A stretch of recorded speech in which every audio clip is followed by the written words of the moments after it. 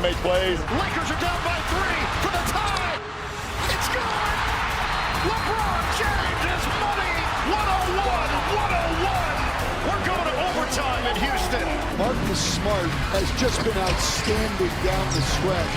Hachimura drives on the baseline and scores. 107-103 Los Angeles. We weathered a lot tonight. The Lakers win it. A commanding 3-0 lead in the series. And so today in H-Town, the Lakers look to sweep a playoff series for the first time since the 2010 Western Conference semifinals against the Jazz, a series that came on their way to winning the second of back-to-back titles. As our Dave McMenamin is there in Houston for tonight's Game 4. No Luka again for LA tonight. I understand Austin Reeves is questionable. What is LeBron James, who's done an incredible job carrying this team? What's he saying about their approach with a chance to sweep? Well, Hannah, LeBron was asked about the opportunity that they're going to have on Sunday with this chance to sweep. And he said that we can't be complacent. We don't have the luxury to be complacent and think there's going to be a Game 5 at home or a Game 6 or other opportunities, because we don't have those guys you just mentioned. No Luka Doncic. Austin Reeves is questionable. But really, for now, the last 3.5 weeks, the Lakers have been in this ultra-focused mode of what can we do to figure things out when we don't have the luxury of close to 60 points per game from those two players. Obviously, thus far, it's been working, and J.J. Redick's doing his part as well, knowing that LeBron, the 41-year-old, played 45 minutes in that win in Game 3. No practice on Saturday, no shoot-around on Sunday. He wants LeBron to rest as much as possible leading up to tip-off tonight. And by the way, they're going to get a little bit of rest maybe if they sweep this series, right? So that definitely would not hurt. Let's go to the Rockets side. We know Kevin Durant is questionable for this one. He has that sprained left ankle that sidelined him in Game 3. Dave, what, from your understanding, is going to go into the decision whether or not he plays tonight? Hannah, the decision will come down to Kevin Durant, the Rockets coaching staff, the Rockets medical staff, and the Rockets front office. Everyone will have an input, and they'll determine whether he's able to go. Game 1, he showed up at Crypto.com Arena with the intention of playing, but his right knee didn't allow him. Game 3, he showed up at the Toyota Center with the intention of playing, but his left ankle didn't allow him. Now, I know it was noticeable not to see him on the bench during Game 3. Ime Udoka told reporters on Saturday that Kevin Durant was already starting his rehab. He was in a pool, doing a pool workout as the game was going on. That rehab has continued round the clock as we come to Sunday, and we'll see as we inch closer towards tip-off how that left ankle feels. Yeah, despite the uncertainty of his status and being down 3-0, Houston's still a 4.5-point favorite at home in this one, Dave. Should be interesting. We'll see if they can find some life in this one. Dave McMenamin, we appreciate you. Thank you. Hannah, Quentin Richardson rejoining us with his QR codes. Q, before the Rockets win 4 games in a row, they got to get at least one. Okay, so what's the QR code for Houston to extend this series? All right, now the first thing they got to do is lead with their defense, Jay. They got to go out there and play high-level defense, take away the three-point line from the Lakers, and not let them get out in transition the way they've been able to do. Also, you can't allow a Luke Kennard to go and like he's been going, supernova, getting 20-plus points a game and doing things like that.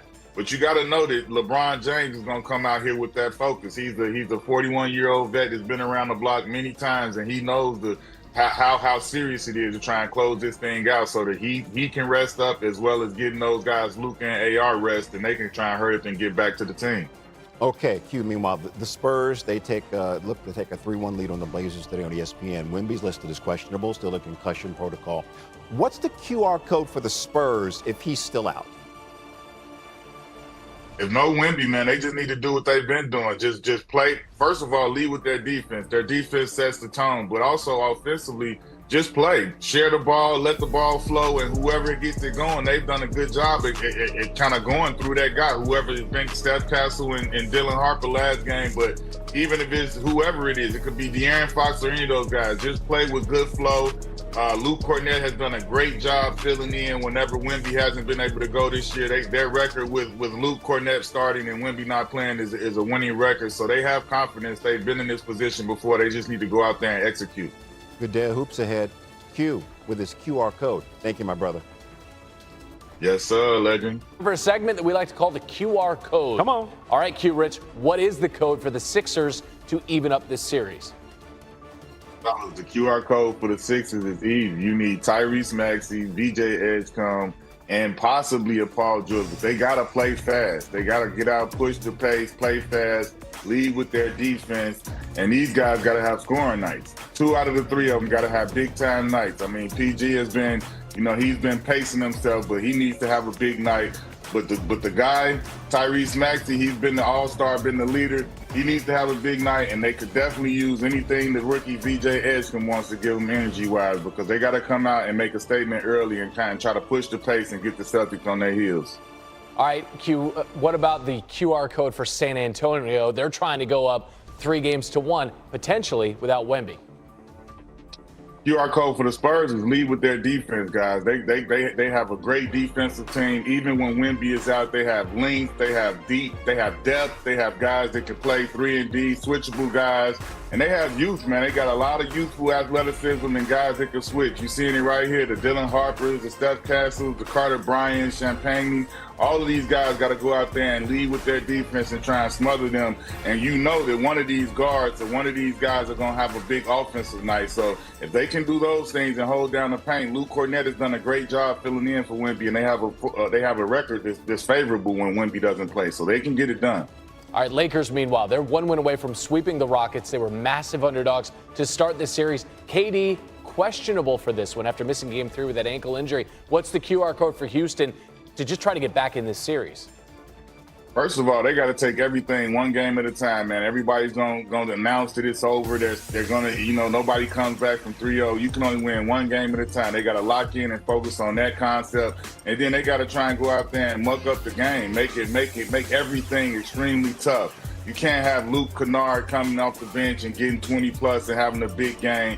Obviously, LeBron is LeBron, but even with that, you got to push him and make him try and field his age, because right now he's not looking 41 in this series. He's looking about 30 years old. It just takes a soft mattress to make LeBron feel like he's 41 years old, as someone who's past that mile marker. All right, let's finish up with the Cavs trying to take a 3-1 series lead against Toronto. What's the QR code for Cleveland? QR code for Cleveland is to get in there early and try and take that fan base out of it. I said this before when they went up 2-0 that it wasn't over until I saw them play in Toronto, because they are a different team when that crowd gets going. They got one of the best fan bases and one of the loudest arenas in the league in the NBA. So you have to come out there early and hit first and try and get them on their heels and try and keep the crowd out of it as much as you can. Play with your defense, and obviously you got those two superstars in James Harden and Donovan Mitchell. They need to lead the way. Tip off 1 p.m. Eastern on ESPN. Quentin Richardson with the very latest for us. Easy for me to say on SportsCenter. Thanks, Q Rich.